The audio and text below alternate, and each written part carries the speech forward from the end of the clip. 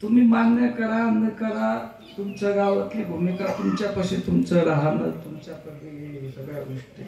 पण एक 100% मी आवर्जून या ठिकाणी सांगेन, 100% भूमिका या व्यक्तीच्या जोडीमधून, याच भूमिकेतून परमार्थिक साधकाला जर जीवनामध्ये जर सत्प्रेरणेकडे जायचं असेल आणि संत साहित्याचे ध्येय जर जीवनामध्ये जर घ्यायचे असते आणि साधनेमध्ये जर आरूढ व्हायचं असेल, तर त्याला सत्कार्य आणि साधू सत्पुरुष बनवण्याची किमया, त्याला पुढे घेऊन जाण्याची किमया जर कोणत्या व्यक्तीकडे होते, तर या दोन व्यक्तीकडे 100% होते. मला रस्ते अनुभव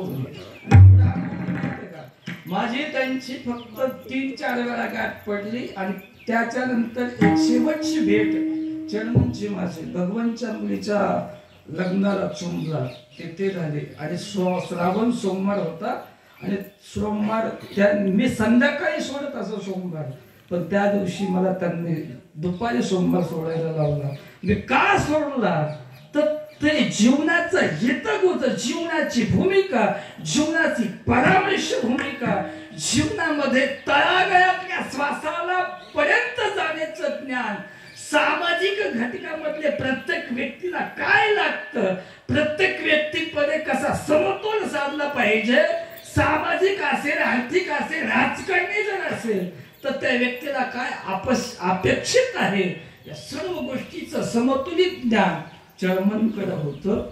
आणि म्हणून ते जीवन हे मला सर्वांना प्रिय आहे. आणि म्हणून मामाच्या बाबतीत मी म्हणत, तुम्ही मान्य करा न करा, मला त्याशी काही घेणं देणं नाही. पण आज नाही, भविष्यामध्ये येणाऱ्या काळामध्ये त्या जयवंतनगर गावाला नाही, परिसरा म्हणावं लागेल, मामासारखा भजनीच नाही म्हणायचं. सर्व गोष्टीचा समतोल साधला जातो. प्रत्येक या सर्व गुणाचं भजन करता